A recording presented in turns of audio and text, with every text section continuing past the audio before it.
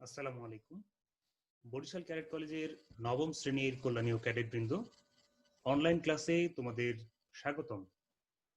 করোনার এই ক্রান্তিকালে তোমরা যে যেখান থেকে আমাকে শুনছো, আশা করি স্বাস্থ্যবিধি মেনে সবাই সুস্থ আছো, নিরাপদে আছো।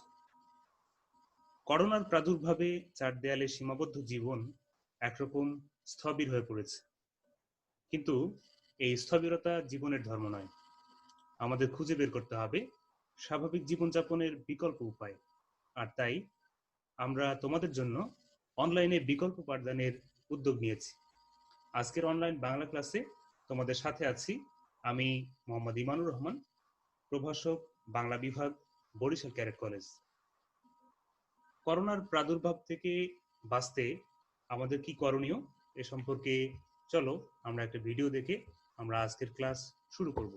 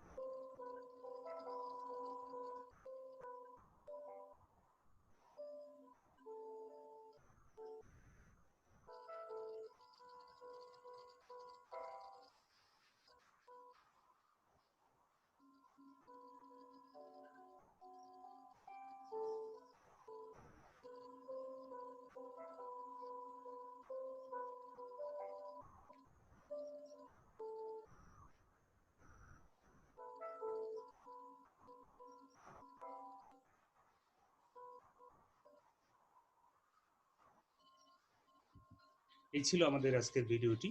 এবারে আমরা দেখব আমাদের আজকের পাঠ পরিচিতি। তোমরা তোমাদের বাংলা ভাষার ব্যাকরণ বইটির প্রচ্ছদ দেখতে পাচ্ছ।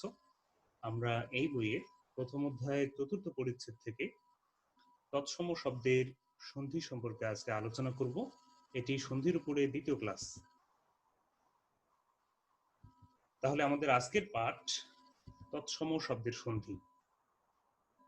আজকে যে বিষয়গুলো আমাদের আলোচনায় আসবে সেগুলো হচ্ছে তৎসম শব্দের সন্ধি, তৎসম শব্দের সন্ধির প্রকারভেদ, তৎসম শব্দের স্বরসন্ধি, তৎসম শব্দের স্বরসন্ধির নিয়মসমূহ। এবারে দেখে নিই আমরা আমাদের আজকের পাঠের যে শিখন ফল, অর্থাৎ আজকের পাঠ শেষে আমরা যে বিষয়গুলো শিখব। প্রথমটি হচ্ছে তৎসম শব্দের সন্ধির সংজ্ঞা সহ উদাহরণ ব্যাখ্যা করতে পারবে। তৎসম শব্দের সন্ধির প্রকারভেদ সম্পর্কে জানতে পারবে। এরপরে তৎসম শব্দের স্বরসন্ধির নিয়মগুলো উদাহরণ সহ ব্যাখ্যা করতে পারবে। মূল পাঠে প্রবেশ করার আগে আমাদের যা জানতে হবে সেগুলো আমরা দেখে নিই। আমরা পূর্বের একটি ক্লাসে আমরা স্বরধ্বনির উচ্চারণ সম্পর্কে জেনেছিলাম। এখানে সেটি আবার দেওয়া হয়েছে। এটি তোমাদের জন্য আমরা যখন আলোচনা করব তখন এটি কাজে লাগবে। এখানে তোমরা যে বিষয়গুলো মনে রাখবে সেগুলো হচ্ছে যে এখানে উচ্চ স্বরধ্বনি গুণগুলো তোমরা এখানে দেখতে পাচ্ছ। হ্রস্ব ই এবং হ্রস্ব উ, এই দুটি হচ্ছে উচ্চ স্বরধ্বনি। এরপরে উচ্চ মধ্য স্বরধ্বনি রয়েছে এ এবং ও, নিম্ন মধ্য স্বরধ্বনি এ এবং অ, এরপরে নিম্ন স্বরধ্বনি রয়েছে আ। এগুলো আমাদের আলোচনায় প্রয়োজন হবে পরবর্তীতে। এবারে আমরা তৎসম শব্দের সন্ধি সম্পর্কে আলোচনা করব। আসলে তৎসম শব্দের সন্ধি কি? তৎসম শব্দটা যদি আমরা খেয়াল করি তাহলে দেখবো যে এখানে দুটো শব্দ রয়েছে, তৎ এবং সম।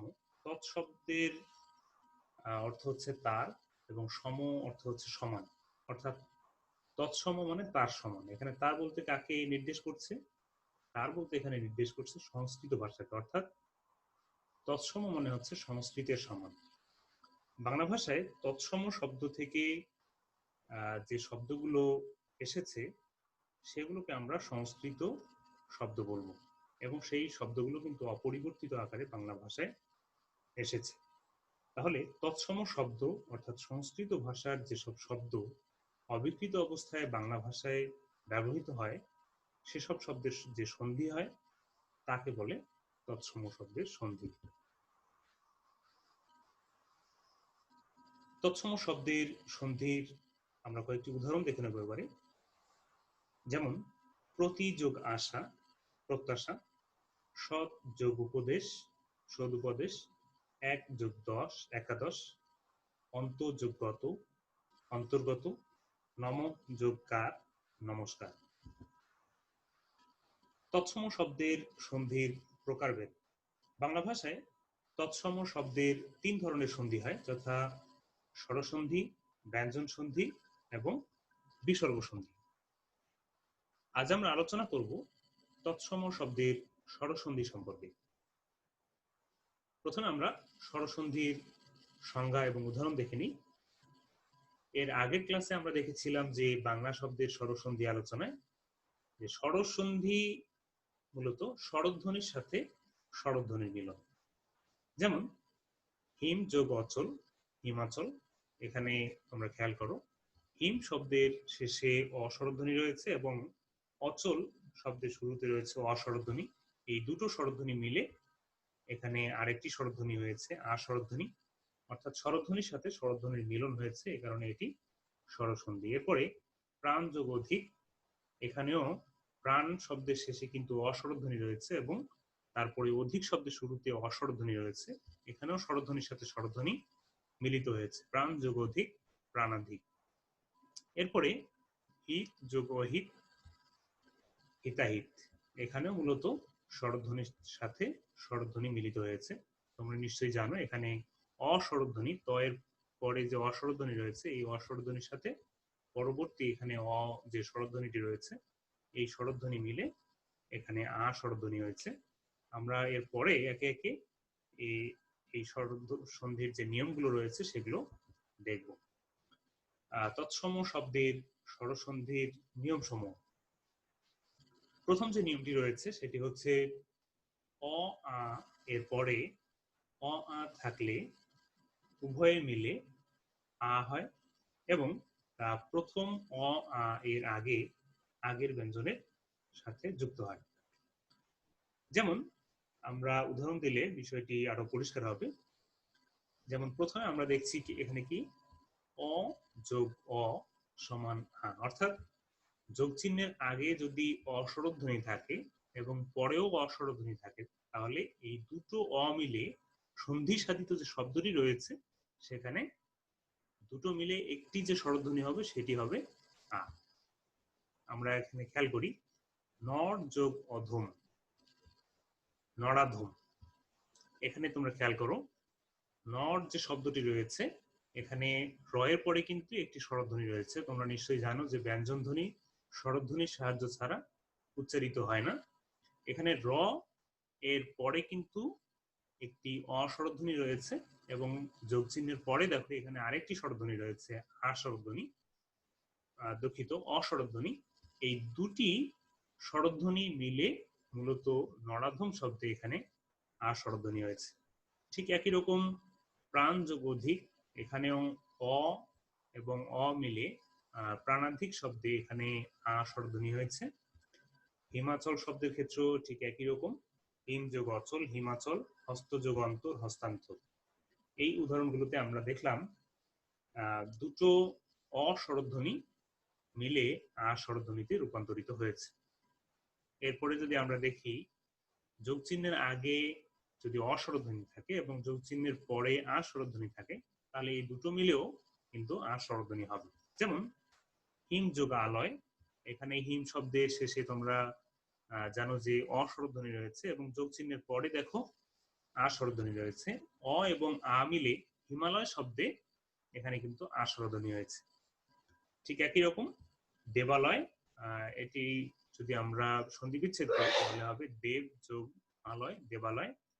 এরপরে রত্ন যোগ আকর, রত্নাকর। এখানেও রত্ন বানানের শেষে কিন্তু রয়েছে অস্বরধ্বনি এবং তারপরে আকর বানানের শুরুতে রয়েছে আ স্বরধ্বনি।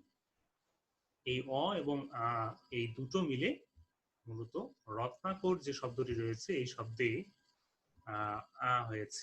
এরপরে সিংহ যোগ আসন, সিংহাসন। এখানেও অ এবং আ স্বরধ্বনি মিলে আ স্বরধ্বনি হয়েছে। এর পরের যে নিয়মটি রয়েছে আমরা দেখছি এখানে যে আ যোগ অ, অর্থাৎ যোগ চিহ্নের আগে যদি আ স্বরধ্বনি থাকে এবং যোগ চিহ্নের পরে অ স্বরধ্বনি থাকে, সেক্ষেত্রেও মূলত সন্ধি সাধিত শব্দে আ স্বরধ্বনি হবে। যেমন যথা যোগ অর্থ, এখানে যথা শব্দের শেষে তোমরা খেয়াল করো আ স্বরধ্বনি রয়েছে এবং যোগ চিহ্নের পরে কি রয়েছে, অর্থ শব্দের শুরুতে রয়েছে অ স্বরধ্বনি। এই আ এবং অ, এই দুটো স্বরধ্বনি মিলে মূলত সন্ধি সাধিত যে শব্দটি রয়েছে যথার্থ, এই যথার্থ শব্দে আ স্বরধ্বনি হয়েছে। ঠিক একই রকম আশা যোগ অতীত, এখানেও আ এবং অ মিলে আ স্বরধ্বনিতে রূপান্তরিত হয়েছে আশাতীত শব্দে। এরপরে মহা যোগ অর্ঘ, মহার্ঘ, কথা যোগ অমৃত, কথামৃত। এরপরে আমরা দেখছি যে যোগ চিহ্নের আগে যদি আ স্বরধ্বনি থাকে এবং পরেও আ স্বরধ্বনি থাকে, সেক্ষেত্রেও কিন্তু দুটো মিলে আ স্বরধ্বনি হবে। যেমন বিদ্যা যোগ আলয়, বিদ্যা শব্দের শেষে তোমরা খেয়াল করো এখানে আ স্বরধ্বনি রয়েছে এবং আলয় শব্দের শুরুতে রয়েছে আ স্বরধ্বনি। দুটো মিলে আমরা কি দেখলাম, আ স্বরধ্বনি হবে। বিদ্যালয় শব্দে কিন্তু আমরা দেখছি যে এখানে দুটো আ স্বরধ্বনি মিলে একটিতে রূপান্তরিত হয়েছে। ঠিক একই রকম আরো তিনটি উদাহরণ তোমরা দেখতে পাচ্ছ এখানে।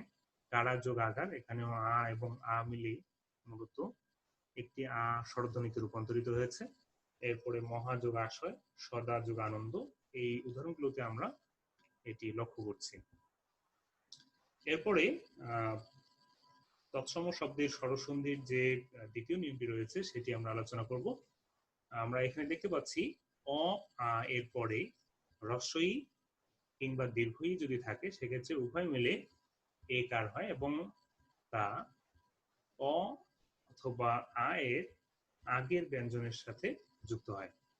যেমন অ যোগ ই, অর্থাৎ মানে সন্ধি বিচ্ছেদের ক্ষেত্রে যদি যোগ চিহ্নের আগে অ থাকে এবং যোগ চিহ্নের পরে ই স্বরধ্বনি থাকে, তাহলে এই দুটো স্বরধ্বনি মিলে কিসে রূপান্তরিত হবে, এ স্বরধ্বনিতে রূপান্তরিত হবে। মূলত শব্দে যখন ব্যবহার হবে এটি মূলত এ কারে রূপান্তরিত হবে। এটি সংক্ষিপ্ত রূপ আমরা ব্যবহার করব। যেমন শুভ যোগ ইচ্ছা, এখানে শুভ বানানের শেষে কোন স্বরধ্বনি রয়েছে? হ্যাঁ, ঠিক ধরেছ, শুভ বানানের শেষে এখানে কিন্তু অ স্বরধ্বনি রয়েছে। এরপরে ইচ্ছা শব্দের শুরুতে দেখো হ্রস্ব ই রয়েছে।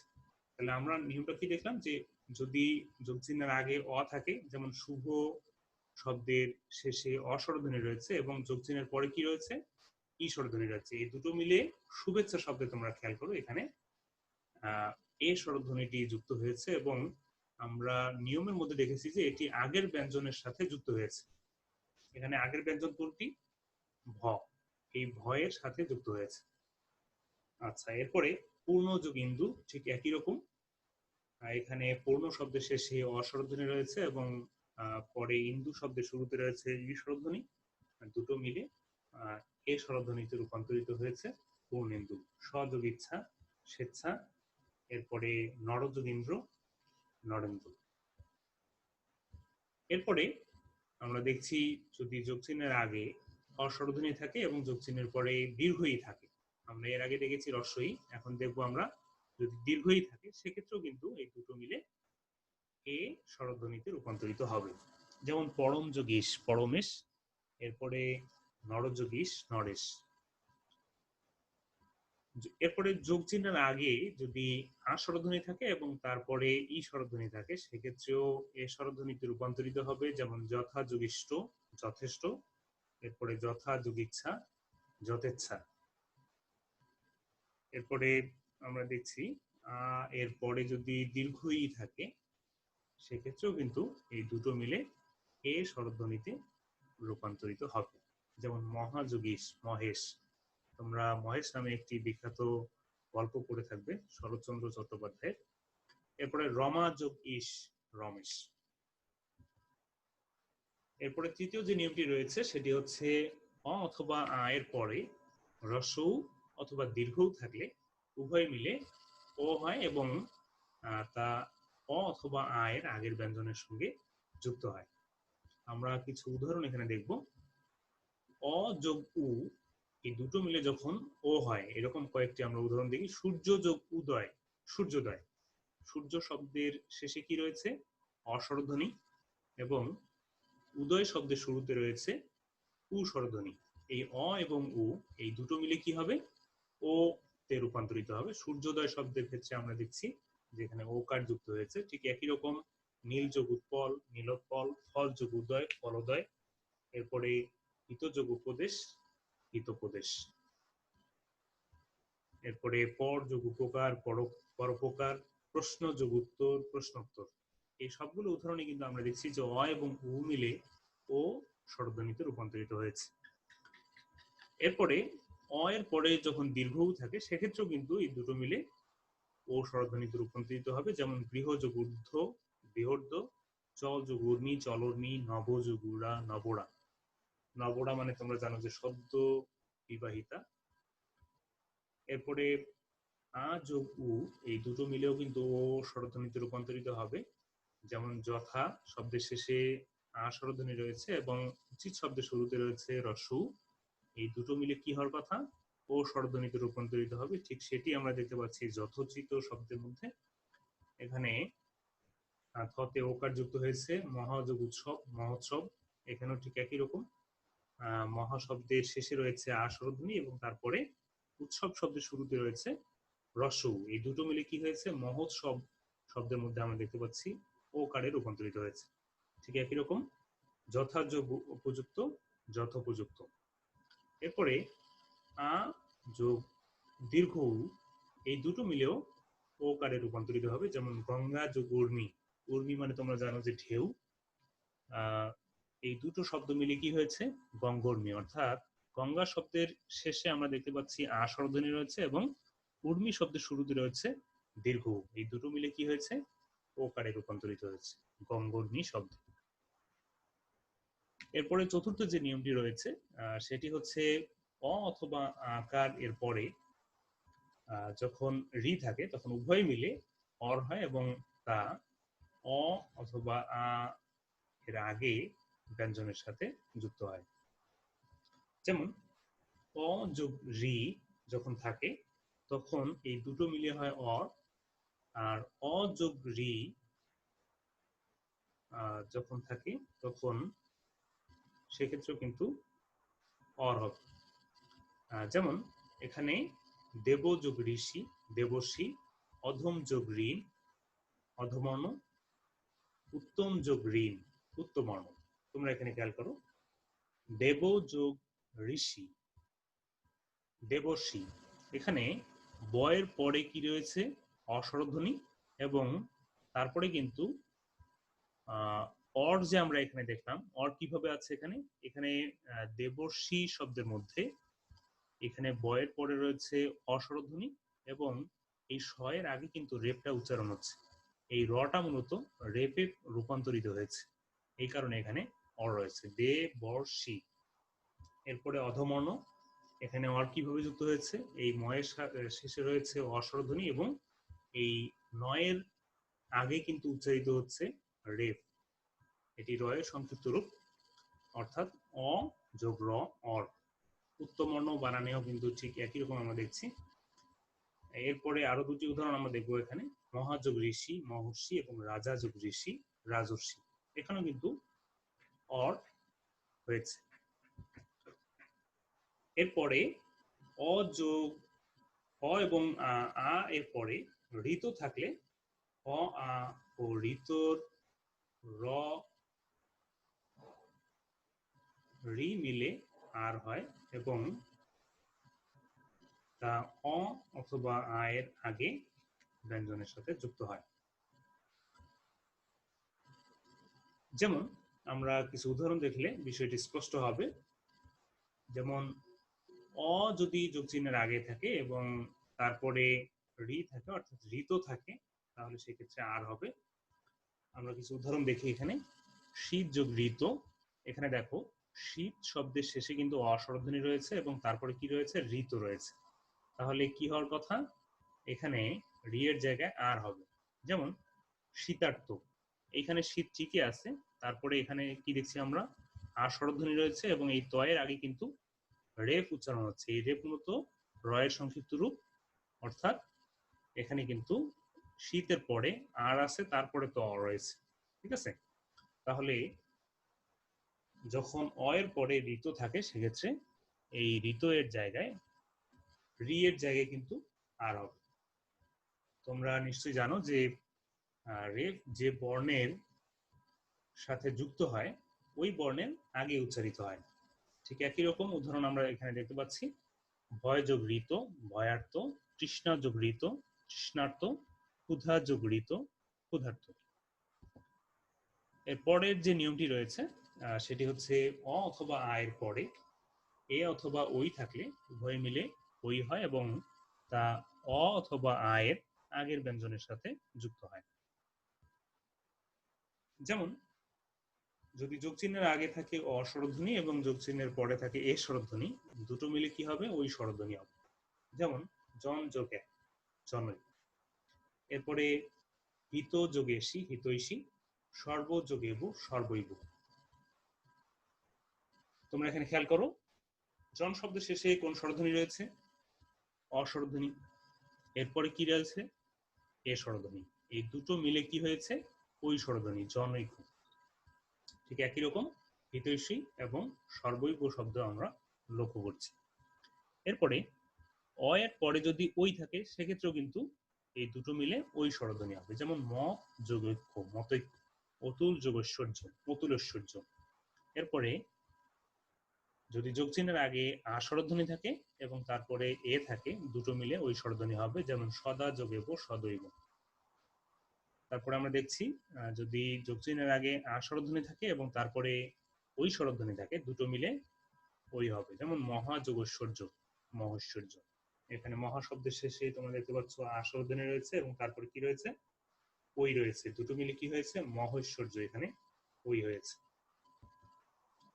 এর পরের যে নিয়মটি সেটি হচ্ছে অ অথবা আ এর পরে ও অথবা ও থাকলে উভয় মিলে ও হয় এবং তা অ আ এর আগে ব্যঞ্জনের সাথে যুক্ত হয়।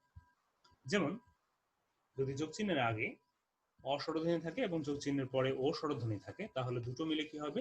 ও হবে। যেমন বন যোগ ঔষধি, বনৌষধি। বন শব্দের শেষে রয়েছে অ স্বরধ্বনি এবং তারপরে রয়েছে ও স্বরধ্বনি। এই দুটো মিলে কি হয়েছে? ও হয়েছে। এখানে নয়ের সাথে দেখো ঔকার যুক্ত হয়েছে। এরপরে অ যোগ ঔ, এই দুটো মিলেও ঔ স্বরধ্বনি হবে। যেমন পরম যোগ ঔষধ, পরম ঔষধ। এখানে দেখো পরম শব্দের শেষে অ স্বরধ্বনি রয়েছে এবং ঔষধ শব্দের শুরুতে রয়েছে ঔ। দুটো মিলে কি হয়েছে? ময়ের সাথে কিন্তু এখানে ঔকার যুক্ত হয়েছে, অর্থাৎ ঔ স্বরধ্বনি হয়েছে। এরপরে যদি যোগ চিহ্নের আগে আ স্বরধ্বনি থাকে এবং যোগ চিহ্নের পরে ও স্বরধ্বনি থাকে, দুটো মিলে ঔ হবে। যেমন মহাযোগ ঔষধি, মহৌষধি। এখানে মহা শব্দের শেষে রয়েছে আ স্বরধ্বনি এবং তারপরে ও স্বরধ্বনি। এই দুটো মিলে কি হয়েছে? মহৌষধি শব্দে আমরা লক্ষ্য করছি হয়ের সাথে ঔকার যুক্ত হয়েছে, অর্থাৎ আ এবং ও মিলে এখানে ঔ স্বরধ্বনিতে রূপান্তরিত হয়েছে।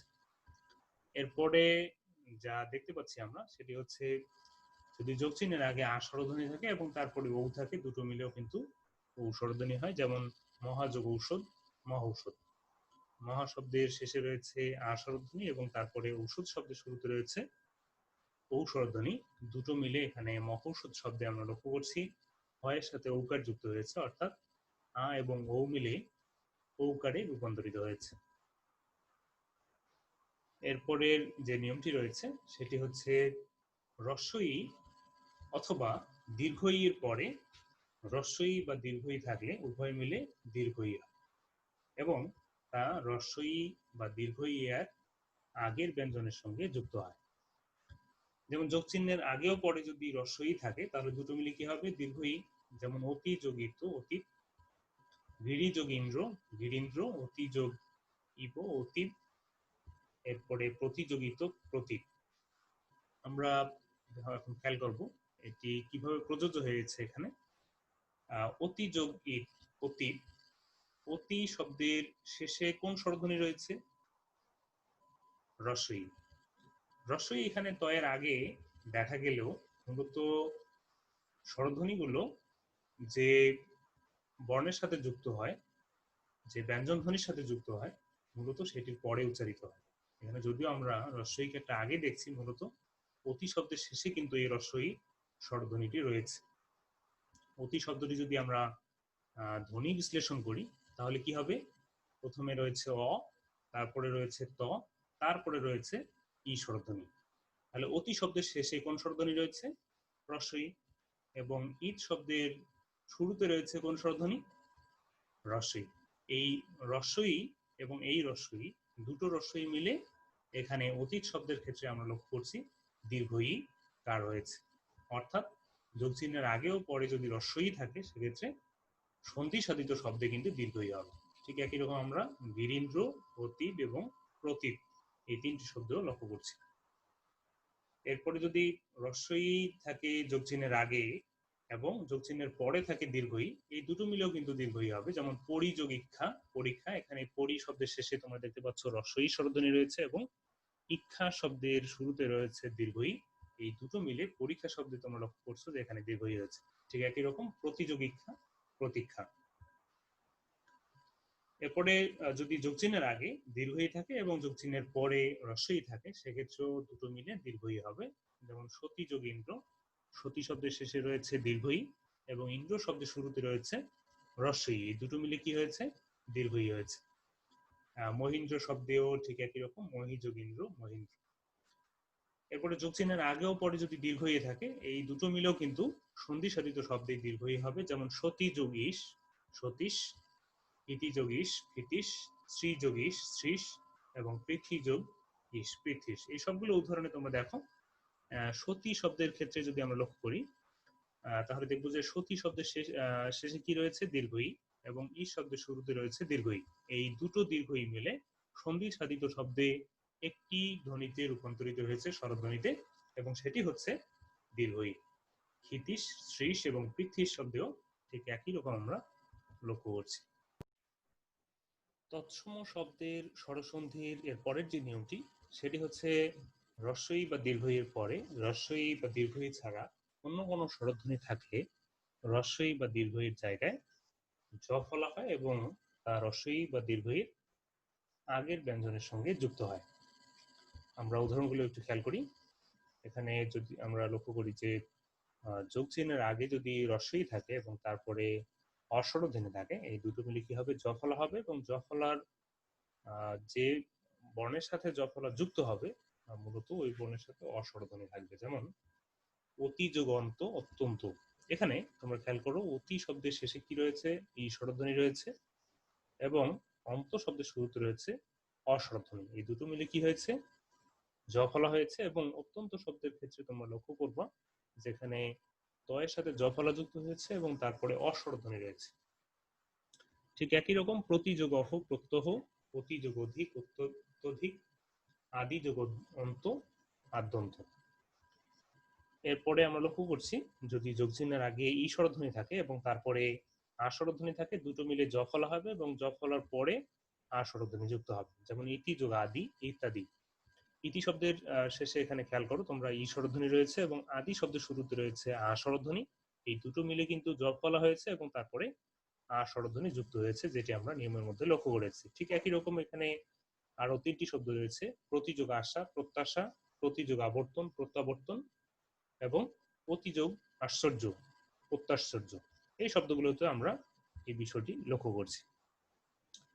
এরপরে যদি যোগ চিহ্নের আগে রস্বই থাকে এবং তারপরে রস্বউ থাকে সেক্ষেত্রে কিন্তু জ ফলা হবে দুটো মিলে এবং জ ফলার পরে উ স্বরধ্বনি হবে। যেমন অতি যোগ উক্তি, প্রত্যুক্তি। এখানে তোমরা খেয়াল করো অতি শব্দের শেষে রয়েছে ই স্বরধ্বনি এবং তারপরে উক্তি শব্দের শুরুতে রয়েছে উ স্বরধ্বনি। দুটো মিলে কি হয়েছে? এখানে তয়ের সাথে জ ফলা হয়েছে এবং তারপরে দেখো উ স্বরধ্বনি যুক্ত হয়েছে। ঠিক একই রকম অভিযোগ উত্থান, অভ্যুত্থান, অগ্নিযোগ উৎপাত, অগ্নুৎপাত এবং প্রতিযোগ উপকার, প্রত্যুপকার। এখানে আরো কয়েকটি উদাহরণ দিতে পাচ্ছি আগের যে নিয়মটি আমরা আলোচনা করলাম। যেমন যদি রস্বই এবং দীর্ঘও থাকে সেক্ষেত্রেও জ ফলা হয় এবং জ ফলার পরে দীর্ঘও হবে। যেমন প্রতিযোগুষ, প্রত্যুষ। এখানে প্রতি শব্দের শেষে রয়েছে ই স্বরধ্বনি এবং তারপরে দীর্ঘও রয়েছে। এই দুটো মিলে কি হয়েছে? এখানে জ ফলা হয়েছে এবং তারপরে দীর্ঘও যুক্ত হয়েছে। এরপরে দীর্ঘই প্লাস যদি আ থাকে সেক্ষেত্রে জ ফলা হয় এবং তার সাথে আ স্বরধ্বনি হবে। যেমন মসি যোগ আধার, মশাধার। মসি শব্দের শেষে তোমরা খেয়াল করো এখানে দীর্ঘই রয়েছে এবং তারপরে আর স্বরধ্বনি রয়েছে, এই দুটো মিলে জ ফলা হয়েছে এবং তারপরে আর স্বরধ্বনি যুক্ত হয়েছে। তোমরা হয়তো জেনে থাকবে যে মসি শব্দের অর্থ হচ্ছে কলম এবং আধা শব্দের অর্থ হচ্ছে পাত্র। তাহলে কলম রাখার পাত্র অর্থাৎ কলমদানি, মশাদার শব্দের অর্থ হচ্ছে কলমদানি।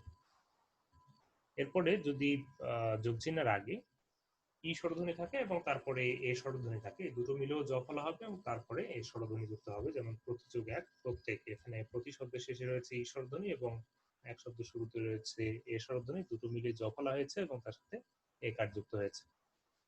এরপরে আমরা দেখছি যে যদি দীর্ঘই যোগ অস্বরধ্বনি থাকে, দুটো মিলেও জ ফলা হবে এবং তারপরে অস্বরধ্বনি থাকবে। নদী যোগ অম্বু, নদ্যম্বু, নদী শব্দের শেষে রয়েছে দীর্ঘই এবং তারপরে অম্বু শব্দের শুরুতে রয়েছে অ, এই দুটো মিলে কি হয়েছে, জ ফলা হয়েছে এবং নদ্যম্বু বানানে এখানে দ এর পরে জ ফলা তারপরে অস্বরধ্বনি যুক্ত হয়েছে। তোমরা জেনে থাকবে অম্বু শব্দের অর্থ হচ্ছে জল, তার মানে নদী যোগ অম্বু শব্দের অর্থ হচ্ছে নদ্যম্বু, মানে নদীর জল। এর পরের যে নিয়মটি রয়েছে সেটি হচ্ছে রস্যু বা দীর্ঘ এর পরে রস্য দীর্ঘ থাকলে উভয় মিলে দীর্ঘ হয় এবং তা রস্য বা দীর্ঘ এর আগের ব্যঞ্জনের সঙ্গে যুক্ত হয়। যেমন মরু যোগ উদ্যান, মরুদ্যান, এখানে মরু শব্দের শেষে রয়েছে উ স্বরধ্বনি এবং তারপরে উদ্যান শব্দের শুরুতে রয়েছে রস্য, এই দুটো মিলে কিন্তু এখানে দীর্ঘ হয়েছে। এরপরে যদি যোগ চিহ্নের আগে রস্যউ থাকে এবং পরে দীর্ঘউ থাকে, এই দুটো মিলেও কিন্তু দীর্ঘ হবে। যেমন বহু যোগ ঊর্ধ্ব, বহুর্ধ্ব, এখানে বহু শব্দের শেষে রয়েছে রস্যউ এবং ঊর্ধ্ব শব্দের শুরুতে রয়েছে দীর্ঘউ। তাহলে এই দুটো মিলেও কিন্তু আমরা সন্ধি সাধিত শব্দ লক্ষ্য করছি, দীর্ঘ হয়েছে। এরপরে যদি যোগ চিহ্নের আগে দীর্ঘউ থাকে পরে রস্যউ থাকে, সেক্ষেত্রেও কিন্তু দীর্ঘ হবে দুটো মিলে। যেমন বধূ যোগ উৎসব, বোধোৎসব, এখানে বধূ শব্দের শেষে দেখো দীর্ঘউ রয়েছে এবং উৎসব শব্দের শুরুতে রয়েছে রস্য, এই দুটো মিলে কি হয়েছে, দীর্ঘউ, বোধোৎসব। এরপরে যদি যোগ চিহ্নের আগেও পরে দীর্ঘউ থাকে সেক্ষেত্রেও কিন্তু দীর্ঘউ হবে। যেমন ভূ যোগ ঊর্ধ্ব, ভূর্ধ্ব, ভূ শব্দের শেষে রয়েছে দীর্ঘউকার এবং ঊর্ধ্ব শব্দের শুরুতে রয়েছে দীর্ঘ, এই দুটো মিলেও কিন্তু আমরা দেখছি যে এখানে ঊর্ধ্ব শব্দে দীর্ঘ হয়েছে। এবারে আমরা পরের নিয়মটি আলোচনা করব, সেটি হচ্ছে রস্য বা দীর্ঘ এর পরে রস্য বা দীর্ঘ ছাড়া অন্য কোনো স্বরধ্বনি থাকলে রস্য বা দীর্ঘ এর জায়গায় ব ফলা হয় এবং সেটি রস্য বা দীর্ঘর আগের ব্যঞ্জনের সঙ্গে যুক্ত হয়। যেমন যদি আমরা দেখি যে যোগ চিহ্নের আগে রস্য রয়েছে এবং তারপরে অস্বরধ্বনি রয়েছে, এই দুটো মিলে কি হবে, ব ফলা হবে এবং তার সাথে অস্বরধ্বনি যুক্ত থাকবে। সেটি কি রকম, যেমন সুযোগ অল্প, স্বল্প, এখানে সু শব্দের ক্ষেত্রে লক্ষ্য করো, এখানে স এর সাথে কোন স্বরধ্বনি রয়েছে, উ স্বরধ্বনি এবং তারপরে অল্প শব্দের শুরুতে রয়েছে অস্বরধ্বনি, এই দুটো মিলে কি হয়েছে, আমরা দেখছি যে ব ফলা হবে এবং সেই ব ফলাটা কার সাথে যুক্ত হবে, এই উ যে ব্যঞ্জন ধ্বনিটির সাথে যুক্ত হয়েছে সেটির সাথে কিন্তু যুক্ত হবে। এখানে আমরা দেখছি যে স এর সাথে ব ফলা যুক্ত হয়েছে এবং এই স এর পরে কিন্তু ব রয়েছে এবং তারপরে একটি অস্বরধ্বনি রয়েছে স্বল্প বানানে। ঠিক একই রকম পশু যোগ অধ্যম, পশ্যধম, অনু যোগ অয়, অন্যয়, মনু যোগ অন্তর, মন্বন্তর। এরপরে যদি আমরা দেখি যে যোগ চিহ্নের আগে রস্যউ রয়েছে এবং তারপরে আস্বরধ্বনি রয়েছে, সেক্ষেত্রেও কিন্তু ব ফলা হবে এবং তার সাথে আকার যুক্ত থাকবে। যেমন সুযোগ আগত, স্বাগত, এখানে স এর সাথে দেখো ব ফলা যুক্ত হয়েছে এবং তার সাথে কি যুক্ত হয়েছে, আকার যুক্ত হয়েছে। ঠিক একই রকম পশু যোগ আচার, পশ্চাচার। এরপরে যদি আমরা দেখি যে যোগ চিহ্নের আগে রস্যউ রয়েছে এবং তারপরে ই রয়েছে, সেক্ষেত্রেও কিন্তু ব ফলা হবে এবং তারপরে রস্য ই স্বরধ্বনি যুক্ত থাকবে। যেমন অনুযোগিত, উন্নীত, এখানে নয়ের পরে রয়েছে রস্যউ এবং তারপরে রয়েছে ই, এই দুটো মিলে কিন্তু এখানে ব ফলা তো হয়েছেই এবং তারপরে রস্য ই যুক্ত হয়েছে। এরপরে যদি আমরা দেখি যে রস্যউ রয়েছে যোগ চিহ্নের আগে এবং যোগ চিহ্নের পরে দীর্ঘই রয়েছে, সেক্ষেত্রে ব ফলা হবে এবং তার সাথে দীর্ঘই যুক্ত হবে। যেমন তনু যোগ ই, তন্নি, তন্নি বানানে দেখো এখানে নয়ের সাথে ব ফলা এবং তারপরে দীর্ঘ ইকার যুক্ত হয়েছে। এরপরে যদি যোগ চিহ্নের আগে রস্যউ থাকে এবং তারপরে এ থাকে, এই দুটো মিলেও ব ফলা হবে এবং তারপরে একার যুক্ত থাকবে। যেমন অনুযোগেশন, অন্বেষণ। অন্বেষণ মানে নয়ের সাথে বফলা যুক্ত হয়েছে এবং তারপরে একার যুক্ত হয়েছে। এরপরে নিয়মটি হচ্ছে রি এর পরে রি ভিন্ন অন্য স্বরধ্বনি থাকলে রি এর জায়গায় র হয় এবং তা র ফলা রূপে রি এর আগের ব্যঞ্জনের সঙ্গে যুক্ত হয়। এখানে আমরা দুটো উদাহরণ দেখতে পাচ্ছি। প্রথমটি হচ্ছে পিতৃ যোগ আলয়, পিত্রালয়। এখানে পিতৃ শব্দের শেষে কি রয়েছে? রিকার রয়েছে এবং তারপরে কি রয়েছে? রি ভিন্ন অন্য স্বরধ্বনি অর্থাৎ আ স্বরধ্বনি রয়েছে এখানে। তাহলে কি হওয়ার কথা? এই দুটো মিলে রি এর জায়গায় কি হবে? র হবে এবং সেই রটা কি হবে? র ফলারূপে রি এর আগের ব্যঞ্জনের সাথে যুক্ত হবে। এখানে রি এর আগের ব্যঞ্জন কোনটি? ত। তাহলে এই ত এর সাথে র ফলা যুক্ত হবে এবং তারপরে যেহেতু আলয় আছে এখানে, আকার তো অবশ্যই থাকবে। তাহলে পিত্রালয়, এখানে দেখো ত এর সাথে র ফলা যুক্ত হয়েছে এবং তারপরে আকার যুক্ত হয়েছে। ঠিক একই রকম পিতৃ যোগ আদেশ, পিত্রাদেশ, এখানেও ত এর সাথে র ফলা যুক্ত হয়েছে এবং তারপরে আকার যুক্ত হয়েছে। এর পরের নিয়মটি হচ্ছে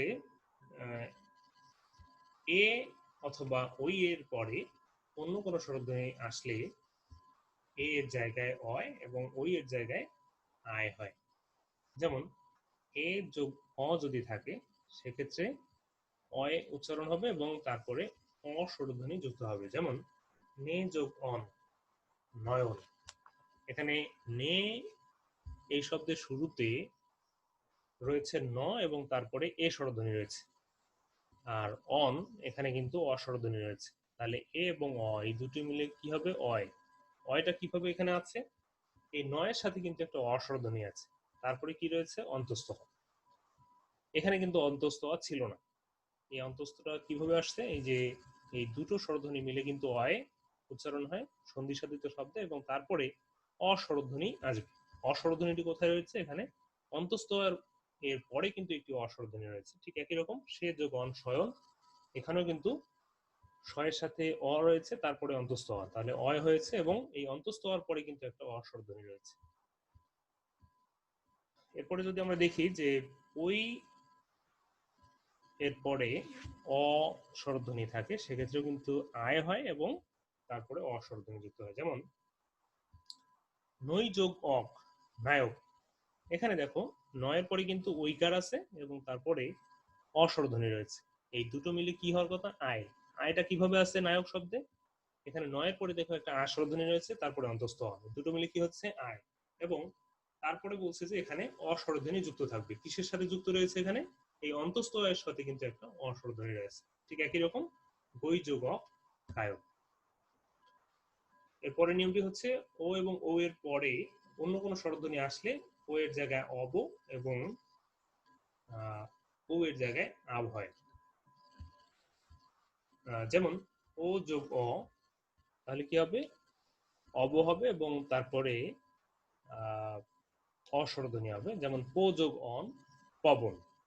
এখানে প এর সাথে কোন স্বরধ্বনি রয়েছে? ও স্বরধ্বনি, তারপরে কি রয়েছে? অস্বরধ্বনি। এই দুটো মিলে কি হবে? অব এবং তারপরে অস্বরধ্বনি যুক্ত থাকবে। পবন বানানে দেখো এখানে প এর সাথে কিন্তু একটা অস্বরধ্বনি রয়েছে এবং তারপরে কি রয়েছে? ব। এই দুটো মিলে অব এবং এই ব এর সাথে কিন্তু একটা অস্বরধ্বনি রয়েছে, পবন। ঠিক একই রকম লো যোগ অন, লবণ। এরপরে ও যোগ অ যখন থাকে সেক্ষেত্রে উচ্চারণ হবে আব এবং তারপরে অস্বরধ্বনি থাকবে। যেমন পৌ যোগ অ, পাবো। এরপরে ও যোগ আ থাকলে সেক্ষেত্রে অব এবং তার সাথে আ যুক্ত হবে। যেমন গো যোগ আদি, গবাদি। এখানে গো শব্দের শেষে রয়েছে ও স্বরধ্বনি এবং তারপরে আ, এই দুটো মিলে অব এবং তারপরে আ স্বরধ্বনি যুক্ত হয়েছে, গবাদি। ও যোগ এ, এই দুটো মিলে অব হবে এবং তারপরে স্বরধ্বনি। যেমন গো যোগে সোনা, গবেষণা। ও যোগ ই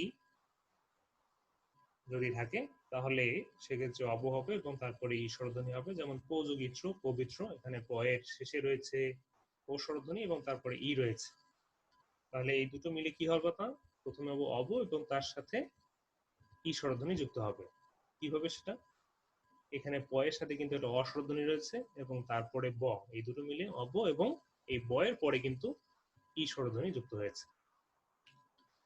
এরপরে আমরা যদি দেখি যে ও যোগ ই, এই দুটো মিলে আব হবে এবং তারপরে ই স্বরধ্বনি যুক্ত হবে, নৌ যোগ ই নাবিক। এরপরে ও যোগ উ, এই দুটো মিলে আব হবে এবং তারপরে উ স্বরধ্বনি হবে, যেমন ভৌ যোগ উ ভাবুক। এখানে দেখো ভয়ের সাথে রয়েছে ও, তারপরে রস্য উ, ও যোগ রস্য, এই দুটো মিলে আব হবে। কিরকম, সেটি হচ্ছে যে ভাবুক শব্দের ক্ষেত্রে তোমরা লক্ষ্য করো, এখানে ভয়ের পরে রয়েছে আ এবং তারপরে রয়েছে ব, তাহলে এই দুটো মিলে আপ এবং তারপরে কি বলছে, রস্য উকার যুক্ত হবে। ভাবুক বানানে এখানে আপের পরে দেখো যে রস্য উ রয়েছে, অর্থাৎ ভাবুক। এর পরের নিয়মটি হচ্ছে যে সব স্বরসন্ধি নিয়ম মানে না, নিয়ম ভেঙে সন্ধি হয় তাদের নিপাতনে সিদ্ধ সন্ধি বলে। যেমন কুল যোগ অটা, সন্ধি করে হওয়ার কথা কুলাটা, অ যোগ অ সমান আ, কিন্তু সন্ধি হওয়ার পর তা হয়ে গেছে কুলটা, তাই এটা নিপাতনে সিদ্ধ সন্ধি। যেমন এরকম আমরা কয়েকটি শব্দ লক্ষ্য করবো এখানে, গো যোগ অক্ষ গবাক্ষ, প্র যোগ উ প্রৌর, এরপরে অন্য যোগ অন্য অন্যান্য, মার্ত যোগ অণ্ড মার্তণ্ড, শুদ্ধ যোগ ওদন শুদ্ধোদন। এগুলো নিয়ম না মেনে সন্ধি হয়, এই কারণে এগুলোকে বলা হয় নিপাতনে সিদ্ধ সন্ধি। এই ছিল আমাদের আজকের আলোচনা। আজকের পাঠ সংশ্লিষ্ট তোমাদের কোনো জিজ্ঞাসা থাকলে নিচে মন্তব্যের ঘরে জানিয়ে দাও। আমরা কিছু নমুনা প্রশ্ন এবারে দেখব। এই নমুনা প্রশ্নগুলো তোমাদের বাড়ির কাজ হিসেবে থাকবে, এই কারণে এই নমুনা প্রশ্নগুলো দেখো এবং এগুলো অবশ্যই মনোযোগ দিয়ে পড়বে, এবং সঠিক উত্তর যেটি সেটি হচ্ছে তোমরা নিচে মন্তব্যের ঘরে লিখে দিবে। আমাদের আজকের আলোচনা এখানে শেষ করব। তোমাদের সবাইকে অসংখ্য ধন্যবাদ। তোমরা স্বাস্থ্যবিধি মেনে সবাই সুস্থ থাকো, নিরাপদে থাকো, নিরন্তর শুভকামনা।